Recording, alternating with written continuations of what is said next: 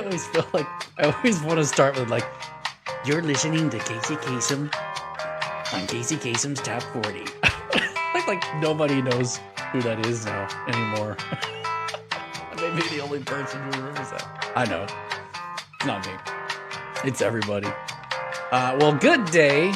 It is Monday. And we can turn the elevator music off. It's Monday. And welcome to Monday. And we'll start the same way we always do. We want to say a very special thank you to our top sponsors. You know, it's sometimes frustrating how quick the plans are and how slow the things come together. Because sometimes we're waiting on this entity or waiting on that, and our 501c3 status is in place, but we then have to get the bank account set up and federal recognition for that. And so there's a lot of other things coming. They've been coming for a while. But it can be frustrating that things just take time. But we're thankful that you guys are here with us for all of this. And we're thankful to our top sponsor, FPEA, for being with us. And we look forward to continuing to add more onto that. There are a bunch of graduations and conferences coming up. This is the season for that. We're kind of out of legislative season, and now we're into conference and convention season. So we look forward to FPEA's convention that's coming up. Brenda, good day. How are you? I'm doing good. Good. I think I have you zoomed in really far. Let me fix that a little bit. There we go. It's been a wild ride. It's in You some can say ways. that again. It's been a wild ride. Yeah, it's interesting because there's a whole lot that gets shoved aside during legislative session, and I think a lot of people, they don't know that, and bless their hearts, bless them for not knowing it's okay. But it's funny.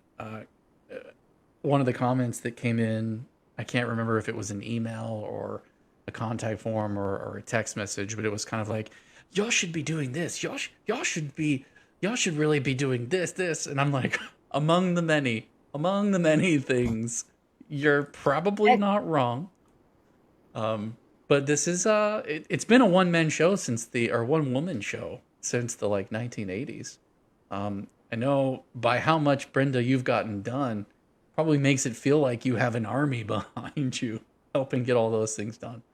But it's not. It's just little old us, and stretched thin as we are. A lot of stuff in personal life gets set aside for legislative session, and then it all comes kind of crashing out as to where are the fire hose here and fire over there, and put this out and pick that up and drive across the state and go here. I have a nephew, bless his heart, who he's about to have a baby, and his first, and they were having some family troubles where, like, he was kind of the black sheep of the family for a while, and I felt really bad about that. So I was like, I want to be there for you. And now I'm torn because I know his baby's going to be here like any minute, and I'm like, I can't just fly to Michigan and do that. It breaks my heart, I get it. Yeah, we missed a lot of family camping trips in the spring because we had to be on the scene for, the legislature. And unfortunately, because you and I work independently and we don't get a slip at the end of the fiscal year that we just turn over to our CPA or plug into the program to do income tax, I have to put all of my income tax off and get an extension every year because I can't do that during session. It's just too complicated. It's a lot. So, It's a lot. That's a lot. our personal lives go on hold for about 4 months out of the year. And then we comes have crashing to play catch up. Yeah. It's like the Red Sea, right? When the Red Sea parts and you're like walking through on dry ground, and then those waves come right back in afterwards. Yeah. It feels like that. Yeah, it feels like that. You're trying not to freak out because you're not doing the deadline things and hope you don't get, penalized and have to pay fines because you didn't make the deadline. So, when they come crashing in, it's just very challenging. Yeah. But Yeah. we have to sort of take some time for ourselves. That's just the way it is. Yeah, and our families, like I know that we're there talking about home education and homeschooling our kids, and I'm like, that's not a reality though right now. Like, because like in the middle of legislative session, it's like nothing's happening I mean, except I was doing legislation. it, but there You were were doing even it. some days that I had to put our plans on hold because I needed to go speak at the Capitol. Mm-hmm. So it's Yeah. just Well, a lot we of just have to flexibility. rethink our home education. Maybe we're teaching them about priorities. Maybe we're teaching them about Oh, legislature Yeah, or government. they had a very educational experience about yeah. legislature. So I The mean, topic of the yeah, teachable moments became all Yep, about yep, legislation. exactly. It was. I never had a Florida civics course, but my kids are gonna grow up with one all the time. Exactly. Oh man. All right. Maybe So we'll get some future lobbyists out of your crew. you know what? I don't think our state would be worse for it. I'll say that. Oh man. Um, we've had a lot of we've had a lot of calls lately. I know that we've had some from home education instructional programs that I didn't even know about. So I'm very happy to report that when we started the live stream back in around July of last year, that it is doing what I kind of imagined it would do. And it's allowing us to kind of reach people that we didn't really even know that Brenda, you had existed and did all of this. So that's great. But it does mean that we're getting additional calls, which is fine. That's what we do on the nonprofit arm that we have is help those programs when they have questions or they need advocacy or help getting started. Or I think the particular issue this one of the particular issues this week was the reimbursements and some of the families with UA and the UA scholarship and the PEP scholarship are having trouble getting their reimbursements. And so there's a lot of ways in which certain things on the receipts or not on the receipts and understanding the process and having contacts kind of helps us advocate or put solutions in place for them. And ultimately, I think one of the comments was it's just so hard to get our home education instructional program set up as a provider. It's just too much work for us. And it's like, well, we take a lot of that unknown away for home education instructional programs, but also for parents. That was one of the calls that we got, was for the home education instructional programs. One of the other calls that we got this week was from, or rather, I guess it was a message. It didn't come in as a call. But there was a mother who was just very thankful she stumbled across us. She was like, oh my goodness, I'm so glad I found you because we've decided to take the leap from public school to homeschooling. And I was looking for a place to find accurate information and help getting started. And I just took a sigh of relief because I was like, I'm glad you have one. Like that ultimately is exactly what we have been planning to do with when we redesigned the website, put the forum in place, do the live streams, etc., is give people a place where they feel like they can take that leap. I'm talking a lot, but I was having a conversation. It dawned on me because I was having a conversation with Crystal, and I'm a gamer. I love games. I haven't really had time to play them in the last several months, which is fine. So maybe I'll have to quit calling myself a gamer at some point. But deep down inside, I still love them. And once in a while, I'll try to break out an old game that I played a while back and reinstall it and get up to speed and start playing it again. And this new function is different, and there's like 150 characters, and they all do different stuff. And it's like playing chess, but instead of having the set pieces that chess has, there's like 150 pieces, and you don't always have to play it on a chess board. It could be like a mahjong board or like a circular board. Like the board can change, the pieces can change. Person against you might not even be playing with the same pieces. And so to get competitive and really do anything in that game that you can feel, yeah, like you did something for, you've got to know so much stuff, and it's overwhelming. And I just go, I don't have time for that. And I uninstall it. And I'm like, I'm out. I'm done. And I think that a lot of people, a lot of parents feel that way when it comes to home education. The idea that like, oh my goodness, I don't want my kids in public school right now, but I want to do something else. I don't know what that means. But then when they dip their toe, they're like, what, umbrellas, co-ops? What is it? What do you mean I have to register? I have to do this or that? What's a portfolio? And there's a million different questions that they have. So one of my goals is to continue to put information together. One of my goals is not to be a place where we recommend curriculum, where we say, oh, hey, do this or hey, do that. But that is why we put the forum together, so parents could do that for each other.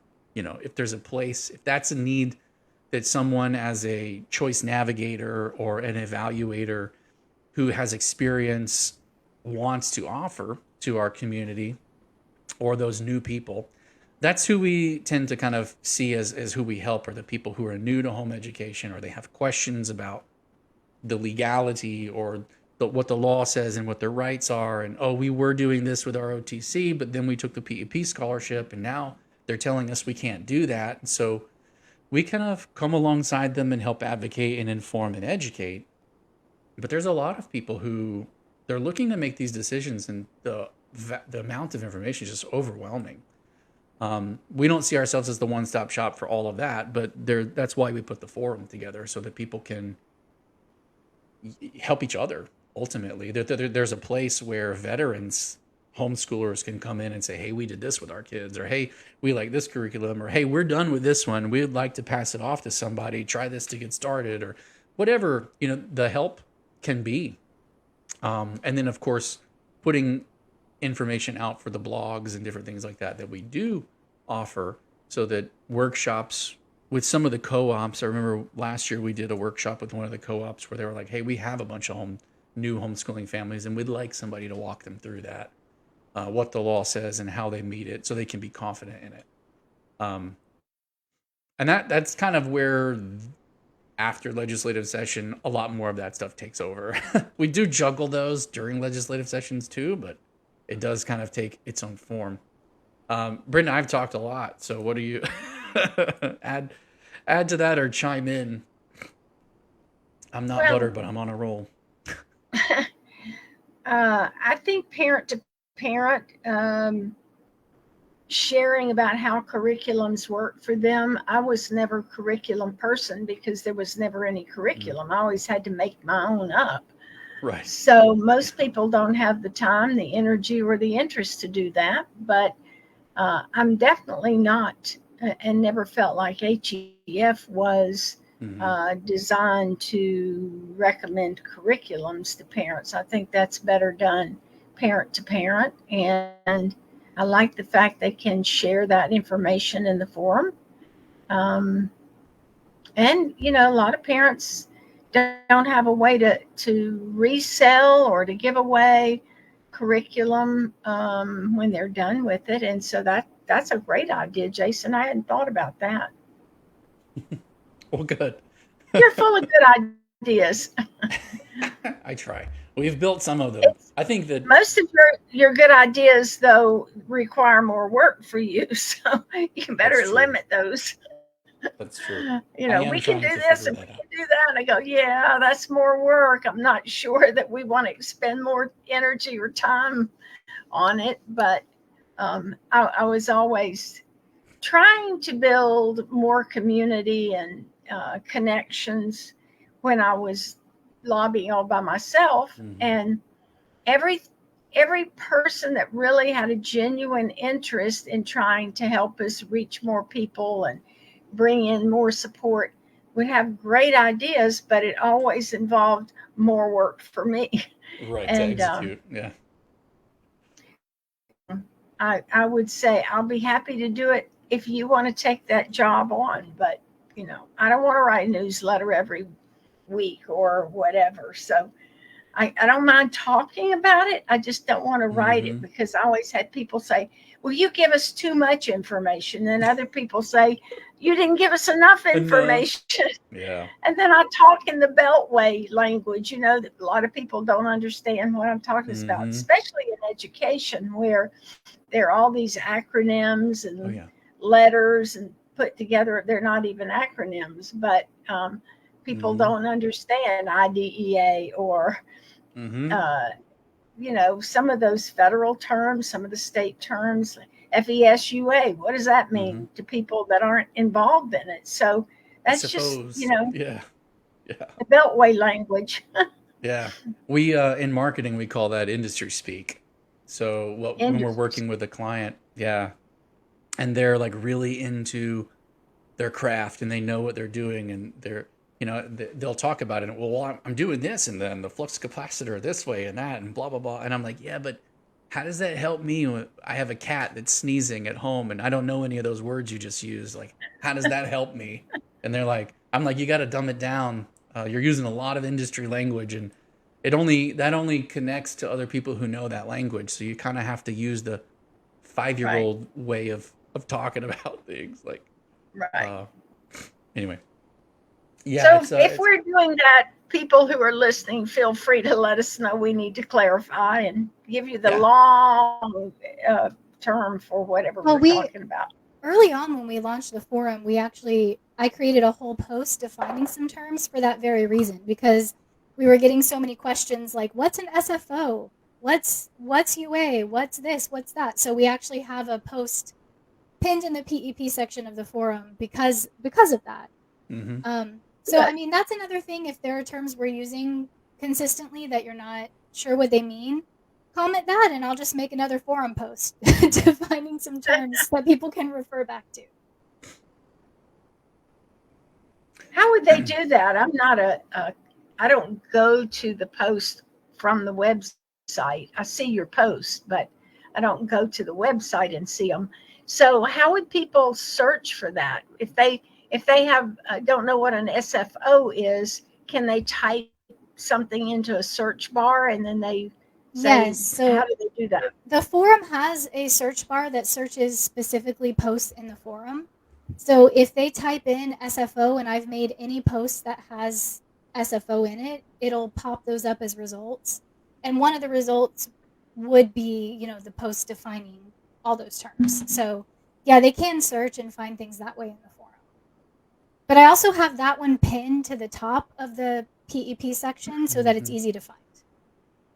Good. Yeah.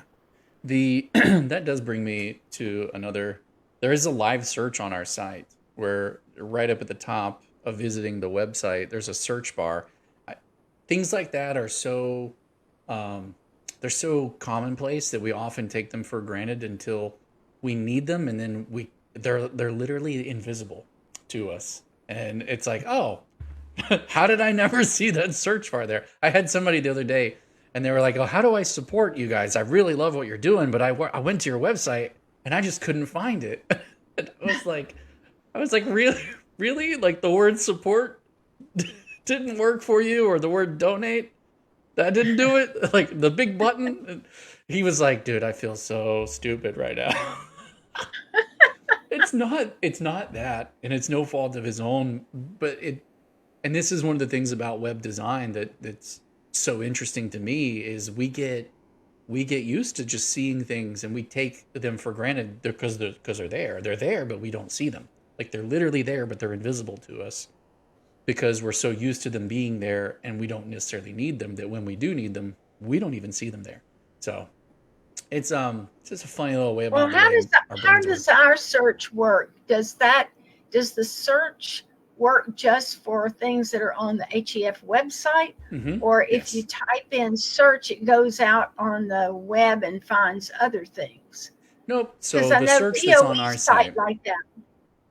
Okay. Yeah, the search that's on our site will find just stuff on our site. When I type in stuff like on the DOE website, it'll take me to stuff outside of the DOE, even though I wanted to find it on the DOE website. So if you go, for example, if you go to our search bar and you type in PEP, you're gonna get all kinds of stuff that comes up, from the page that we have that talks about PEP on our website, to some blog posts, some legislative updates that we posted a while back, to some. But it's all from our site. And it's all from our site. And it actually breaks it into tabs that are easy to navigate. Like there's a blog post tab, a pages tab, and a forum post tab. So when you search for something, if you're looking for a specific type of content on our site, you can even toggle and narrow down your search by like, oh, I was looking for a forum post, or oh, they had a blog post that I'm trying to find. And so, or oh, I was looking for the page on the website that talks about that. So you can actually toggle your results based Yeah. on that as well. I do think that. Well designed. Thank you. I think that some websites, or all websites really, especially when they're information websites, like the DOE's website or Step Up for Students, they've got a lot of information on them, but there's so much information that it's hard to find them useful, because finding where that information is on the site is a task in and of itself. And so we try to make it easy on ours, and we try to categorize things. But honestly, if you guys ever have feedback or recommendations, or hey, it's really hard to find this, I'm not saying that we'll do exactly what you ask us to, because there may be other reasons why we don't.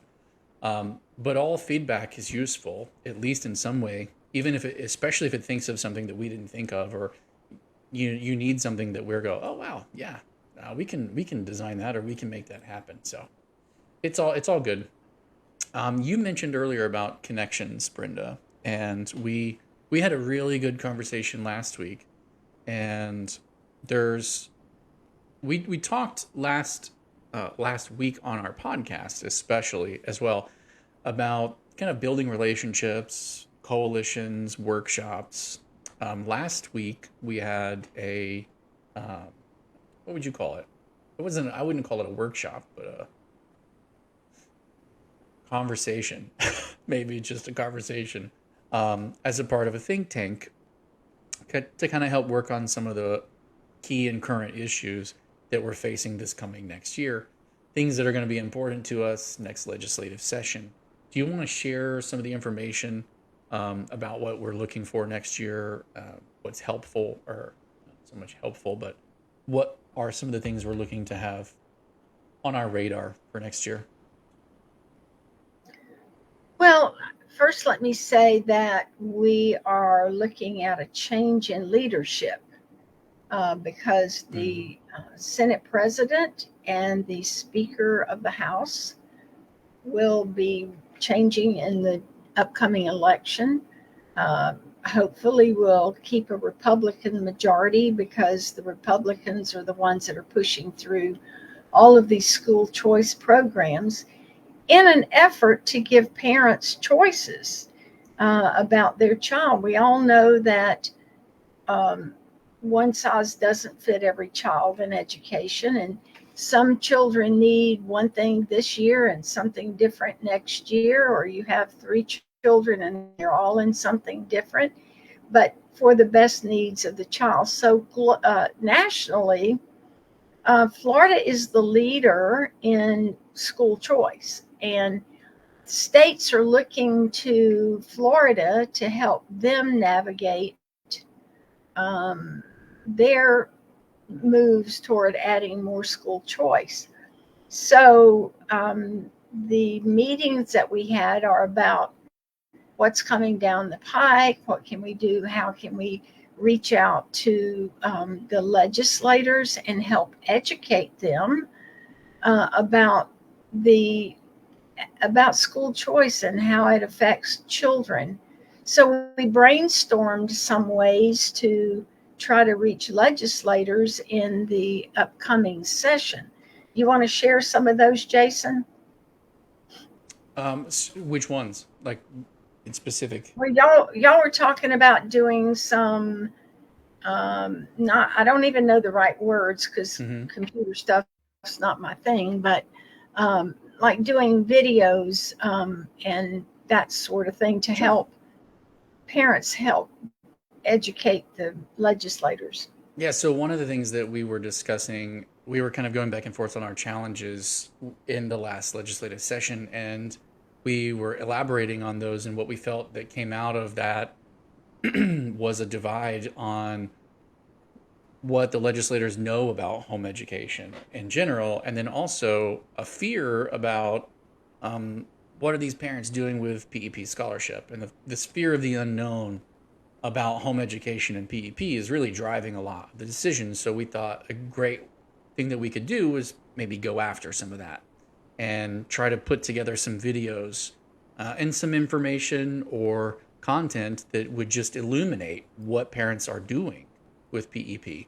Not like, oh, hey, we just got this hydroponic garden, or hey, we just got this kayak or whatever, or trampoline or whatever they were all afraid of, but really going in depth into telling a story. So one of the ideas that I had kind of come up with was holding a contest for parents across Florida who home educate, and then also parents who have PEP, and especially if they've got a mix in their home where they've got some kids on PEP and maybe some that are home education, because that in and of itself would also be wonderful. The and really show the impact that it's having on their education with their children, the scholarship, and how they're using it, and normalizing the way in which it's different. There's a lot of public schools. I mean, like while we were there arguing that, not to take away equipment, paintbrushes and paints and easels and things like that with a sweeping restriction, also a public school nearby, a middle school, was building a gaming studio. And had I gotten that article, the article went out 2 days prior to our last Senate meeting. Had I gotten that article, you better believe I would have used it as ammunition in that conversation. But I didn't. I didn't get that until 2 or 3 weeks later. And then I was just scratching my head going, wow. And in that article, one of the things they were touting was how the school is finding what kids are passionate about and finding ways to work the education into what the kids are passionate about. I'm like, welcome to homeschooling for the last 3 decades. Exactly. Like, what in the world? You're So sitting we find here trying to public do school adopting homeschool techniques. Yeah. You're sitting here trying to do what home education families have been doing for decades, but then telling us that we can't use the funds to do that, and then going and doing that in public schools. And I'm just like the mind-blowing moment is unreal. And I think that content and information and videos, putting together a playlist of videos of what home education families are doing, maybe hosting a contest so that I could put together a storyboard and parents could kind of follow the storyboard and tell, what's important to my kid, or here's a unique struggle that we have, or here's how the home education scholarship or the PEP scholarship helped, and then here's what we're doing with it, and here's what our plans for the future are, and this is the impact it's having, and kind of loosely put together a storyboard and let them send it in. And then we were thinking, if we had some that were just really impacted us and we thought were really good, we might even be able to get a video crew to go out and shoot a more long and in-depth version of them to go alongside them. So really looking for opportunities, especially for things like that. There's so many good ideas and so many things that we're working on, and connections that we're making with people, and other people volunteer to help with these pieces, and coordinating all the moving parts of things. It is more than a full-time job for me and Crystal and Brenda. And then we don't even have enough funding for one person full-time. So we all still have to do all of this and all the other things that we do to kind of make it work. One idea that just came to mind, and it was something that I brought up in the meeting, but the idea is we're looking for ambassadors to help us with some of these tasks. And one of the things that I thought might be good is the new candidates, or even the old candidates, always like to meet with homeschoolers because they feel like they can help them in their campaigns. Well, during the campaign season, if groups would get together, if we had an ambassador in the areas to coordinate it, we could bring legislators or new candidates together, maybe for a meet and greet, and have some snacks, hors d'oeuvres at somebody's house, or in a public place that somebody can secure, and then have the parents and the kids there, maybe show some of the videos that we put together of parents in that area, so that they can just interact and see, wow, they're not weird people. They really love their children. They're doing this and making sacrifices to be able to get the best education for their child, to just change some perspectives and educate them before they get to Tallahassee. And Right. I know, and I've shared this story before, but the comment that was made was so eye-opening. It was the bill where we were trying to get the legislature to agree to pay for dual enrollment books. Mm. And And when was this? one, what? When was this? This was back. This wasn't this year. Oh no, probably 5 or 6 years ago. Okay. Yeah. Keep going. And I'd have to go look up when that bill actually passed. But I had met with all the Democrats on the committee prior to the committee meeting, and just talked about the bill and where the money was coming from and how it was going to affect the public schools, and kind of, just calm their fears about it was going to take money away from public schools. And they got to the committee, and I had one mom that I had gotten to come and talk about it. She had 2 kids doing dual enrollment, and she had done this comparison between if we went to the college and bought the books versus trying to find them online or used or whatever, how much it would cost. And it was like $1,000.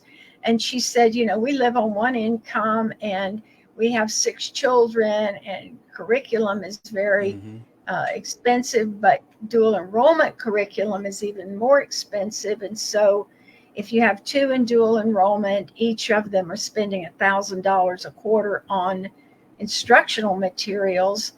That really cuts into the budget. So we were real resourceful. And so, we were able to get that cost down from $1,000 to about $450. And then we're hoping that the next child that's doing dual enrollment can use those same books. And I mean, she went on in detail about how all that worked. And at the end of the public testimony, of course, the teachers unions up there saying, oh, you can't take money away from public school students. Well, at the end, the Democratic leader on that committee, they were given opportunities to address the committee. And the Democratic leader said, I had no idea how expensive it is to teach a child at home and the sacrifices that parents make to do this.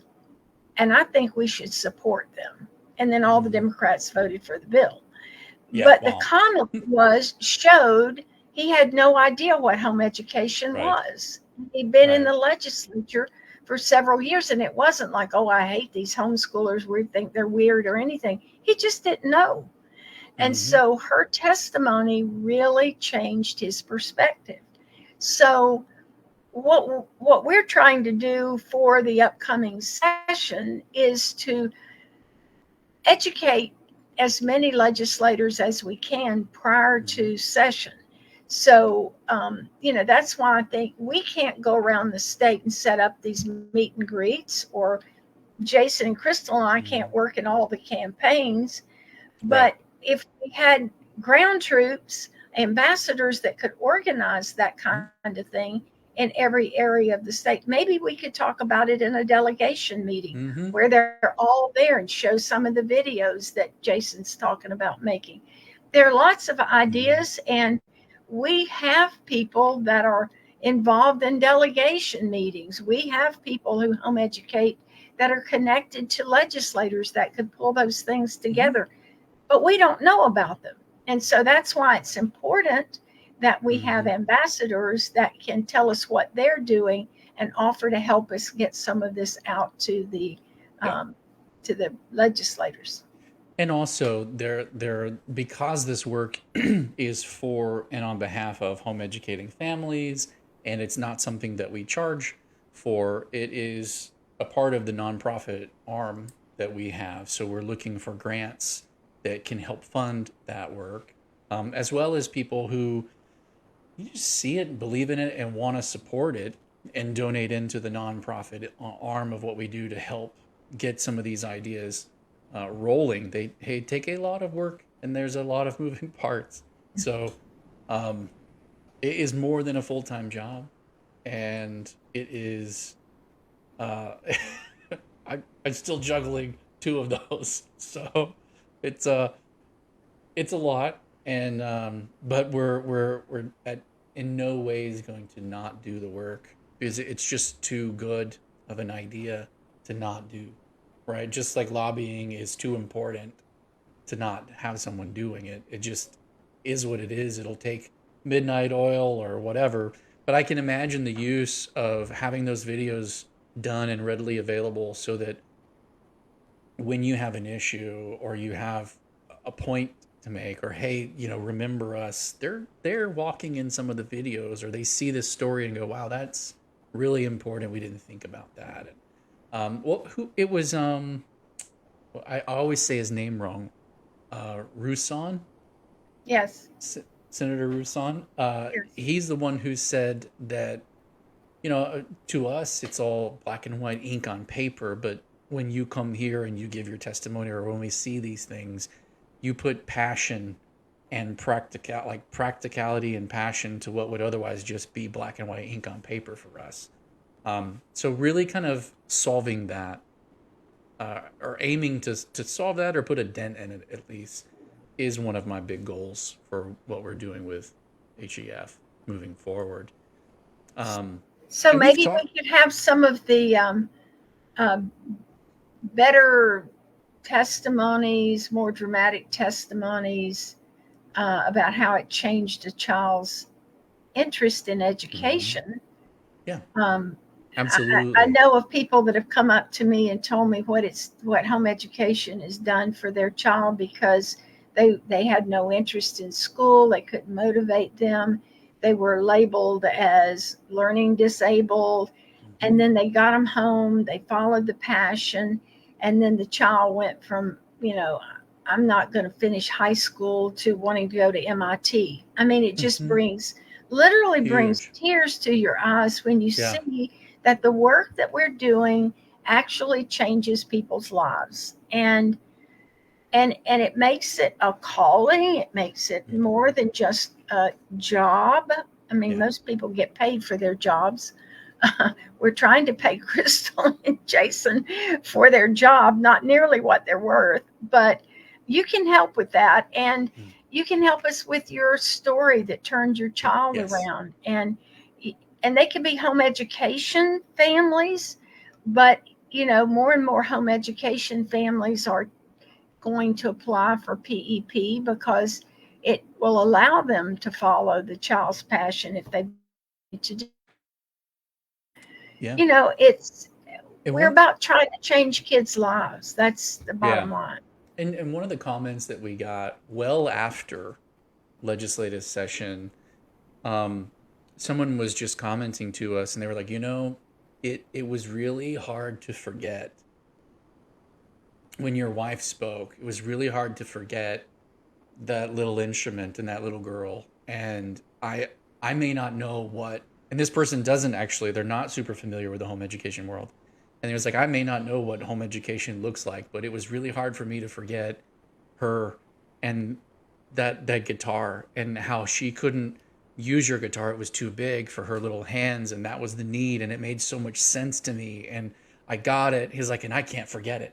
He's like, I have that image stuck in my head, and it means a lot, and stories like that carry weight. So I want everyone who might see this video, if you make it this far, uh, think about it. And if you have a story like that, or you have a testimony that is powerful, to you, and it matters to you, that there was an impact in how either home education, let's say that you weren't as familiar with home education and you took that leap and it's made a difference for you, or you're a home education family and you weren't sure about PEP, but you took the leap and it made a difference for you. And so you have you have a family that's got like ours, where we've got one kid who's on home education and three other kids who are on PEP, and you're doing a mix. If what that looks like and what the impact is for you, if you feel like there's something that is on your heart that you just want to say, or you want to put it out there and add your testimony to the litany of sound, put it on our forum or send us an email directly and let us know what that is. And it may be something that we're working on finding some grants for some of these things. It may be something that we can leverage that to say, hey, here are some of the testimonies we'd like to go make into videos. Yeah, I actually have posts in the forum that I made a couple of weeks ago. Mm-hmm. There's one under the PEP section and there's one under the UA section, specifically for parents to drop your positive stories like that of how it's made a difference.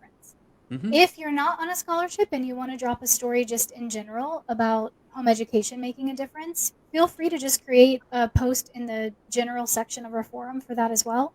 Members can create posts, and then if you've never posted before, it'll get kicked to me for approval for your first post. But feel free to do that too if there's not a spot for your type of story, because we would love to have those stories somewhere. Yeah. It's just so powerful for like you said, it's not ink on paper when you see faces and you see how it's changing people's lives. We don't want you to go on and on and on, but try to keep it bulleted. Legislators only listen to bullets. But more to what I was thinking is there was a guy, and I can't remember his name, but he came up to me at the Tampa Bay Homeschool Conference, and he's a documentary filmmaker. And he said, I've worked on these different projects, and he showed me, and I was like, wow, that's actually really impressive. And he said, if you need something, reach out to me. I can't remember his name, and I don't have his contact info, so I don't know. I'll reach out to him. Didn't get a card? I don't know if he had any on him that day. I think I gave him mine, but the ability to take someone's testimony like that and say, hey, we'd like to turn that into a video, we might be able to potentially get a really good rate on hiring him to go shoot and put together a documentary short video for us. But that will cost, and so then we have the potential to have someone fundraise specifically for that. That's something that we can do. And it's just a matter of having the connections and the opportunity and either the grants behind it or, someone who wants to sponsor it. We're getting all of those pieces in place where these are stuff that we can do, and we can ask people who want to support us specific ways they can jump in to support certain ventures that we have. But it's a matter of kind of our community brainstorming together and thinking of, we have a testimony we think is really powerful. We'd like to share. Send it to us. Post it in the forum. Let us know so that we can help pull that together. We do have things that we're working on that would be really, really useful in the coming year or years, especially. We can educate 501c3 where people can get tax deductions or give gifts because we are a 501c3, and then it can be utilized to educate legislators. It's not lobbying, but you can use it to show to your legislator. But the fact that it's a not-for-profit, nonprofit with the federal government makes it easier for corporations to donate, for individuals to donate. So we're close in getting all that set up. We have the tax ID number. We're in the process of changing the name of the corporations so that it makes more sense to our community. But we've got the 501c3 set up. So if you know people that would just like to help, and they have some extra cash, or they run a corporation and their children are benefiting, please send them our way so that we can explain, what we're doing and the project. Yeah. And then some of you are aware of corporations that give grants to do certain things, or matching grants. And we can't know all. We don't have a grant writer. We don't have, all those pieces that larger groups have, but we represent a pretty significant group of people. And our efforts are to continue to grow the community, whether it's parent-directed home education, whether it's parent-directed PEP, parent-directed private schools. We we're here for everyone, including FESUA, because Mm-hmm. we just believe that home education and parent directing that education for those children, Mm-hmm. specifically customizing their education to the needs of their child, is a better way for most children than putting them in a classroom in a public school or Yeah. a private school many times, because they get lost in the class and they may be behind, they may be bored because they're ahead, but a parent has all the authority to customize that education if they're dealing with their own children. So that's where we are, um, and we do Yeah. represent all of those parents and children that want to be taught at home. We do have a question that came in, so I do want to get Okay. to it. Denise, thank you. You've been waiting. You've been waiting on hold this whole time. We appreciate it. She says, I've been unsuccessful with an outstanding ticket for a PEP issue that seems to be a problem specific to my child and her account. PEP was awarded back in August, and she is still not funded. It seems this is not a general issue that is going to be easily resolved at this point. Is it possible you might be able to connect me with a contact who can help with this unique problem? Thank I you. can I can take this one. Okay. So yes, we can connect you with a contact to look into it. If you want to email us your information. Yeah. But Email. the general answer is that there are sometimes things, there were multiple steps in the application process. And so in some of the cases that have been looked into, it turned out that the parent hadn't submitted that second step, which was the PEP survey. And then in some of the other situations, it really just was a glitch.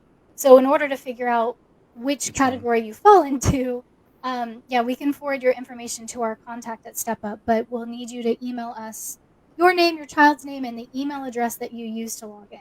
That's what I need, and then I can forward that to our contact. Yeah. And so you can email at info at flhef.org. That's the email address, info at flhef.org. So there aren't any other, it's been a kind of quiet day in the comments today, so there's not any other questions here.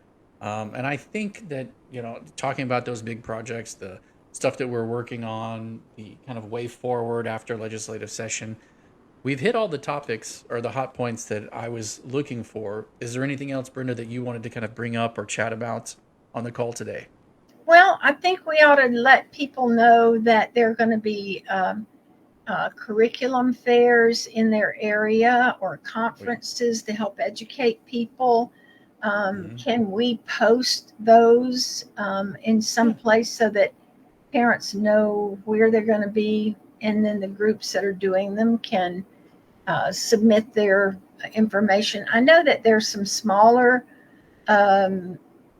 conferences around the state that are not FPEA conferences. They're doing it more locally. And there's one with the Florida Home School Association, which is a more secular group than than FPEA, Florida Parent Educators Association. And it's a smaller conference. And this year they're going to be, it's going to be a online conference, so that I think the dates are like June the 1st through the 10th. They've asked us to speak at that conference. I don't know who the other speakers or vendors there are, but for those people that can't travel and pay for hotels and they're not close enough to be able to get to one of the conferences, that's another option for them, is to be able to do this online conference. So I know we have the one in Tampa Bay, and I'm not sure where the other ones are. I think there's one in the Panhandle. There's one in South Florida, the third Hispanic homeschooling conference in South Florida. They've asked us to go and be with them through Zoom, since we're not able to get quite down there when they're doing it. So we're going to join via Zoom. Yeah, and they've got some new families that they have some question and answer stuff that they want to do, and they want to there's a lot of people who are maybe nervous about their choices, and so they want to have us kind of speak about what those are and answer some questions for them. So we'll be helping out with that one. There's a lot of them. If you have one, Yeah, I was gonna say um, we have several that we've agreed to attend or appear at virtually, or in some form or fashion between now and July. We have several all over the state that we have agreed. But if you have one, I mean, I guess we could make a post in the forum if people want to share about local things. We don't really have a category that fits under. We'll have to figure out where to put it. Um, mhm. but we could make something in the forum for that. Certainly, I think that might actually be useful to put. So we're going to be redesigning the website very soon with HEF Connect, which is the 501c3 arm, and so that will be very clearly branded and added to the site. And I think that'd be a wonderful place to house some of that information, with some links there for some of the conferences and conventions, and just kind of put together a useful list. So if you have one or know of one throughout the state and you want them to be mentioned, there's definite opportunities You could to email get them us for mentioned. now if you want to just email us or message us through the website if Hmm. you have one that you want us to know about. Because for now, we could even just make a blog post with a list of them. Hmm. And we can But put the ones also, we already know about, but if you have one that you think we may not know about, then reach out to us. the our recognition wall is the best place for that. We do have a space on the recognition wall where um, conferences, home education instructional programs, conventions, things like that. All of our support packages at the higher tiers have that included in them. So um, that's also something to think about. And I just thought it was an idea that you Mm-hmm. brought up, or it was brought up in our meeting last week, Mm-hmm. that maybe legislators could attend these Yeah. conferences. So think about, contact us if you need more information. Mm-hmm. But any legislators that are in your area that are current legislators or ones that would be running for office, Yes. invite them to come see what goes on and meet the Yes. people. That's a good way to just open the doors to educating them. And Mm-hmm. some of the more friendly ones that we have spent time educating are going to be termed out. Mm-hmm. So there will be other candidates that will be running, and don't be afraid to bring more than one candidate to your conference, because Mm-hmm. the idea is we don't know who's going to win or lose. So Yeah, for educate sure. them all. Didn't we have? Didn't wasn't Ron DeSantis at the FPEA convention last year? I Yeah, went last year. I don't think. I think it was the year before. I He thought it was a was last key. year because we Well, he all might have been. somebody they thought there was a bomb threat. Remember we had to go outside for that because he was there, Yeah. and somebody had pulled one of the alarms. But Well, I it get was stuck in the booth, so I don't know what's going on the outside, we outside were of we my were all booth. evacuated. I remember Yeah, that. yeah, yeah. I do too. I remember. But Well, either way, um, but he was the keynote a couple of years ago, maybe yeah. 2 years ago. I don't remember, but yeah, So that'd be he's very useful to have those yeah. moments and incorporate them in, so that they know what it's like. All right. Well, I do think that kind of brings us to we're nearing on 1 o'clock. That brings us to the end of our call. Crystal, were you about to say something a minute ago? I don't remember anymore. I have that effect on people. Well, It's great. also the pollen in Tallahassee probably has an effect on people too, right? Certainly. Yes. Everything here is yellow. You know what? I was actually commenting to Crystal the other day. I was like, I think I understand why it's garnet and gold up here, because they decorate everything in red, and then nature decorates everything in yellow or gold, and so it's garnet and gold, and the gold part's unavoidable. All the pollen. Oh man. Anyway, well, without I guess anything else, I don't see any other comments coming in. It is a wonderful, beautiful Monday. We were invited to take the kids to the Tallahassee Museum, which I realize is an outdoor thing. And they have animals and all kinds of stuff. I'm excited to see what that's all about. So we're new to the area, so I'll try to front load a bunch of my work and cram it in so I can take the kids, because that sounds like they'll really benefit from that. But outside of that, I hope you all have a wonderful wonderful rest of your Monday. And yeah, we'll bring it to a close if there's nothing else. Do you think of anything? Oh, All right. Fair enough. We'll hit some of the elevator music. You guys enjoy the rest of your Monday. I'm a dork.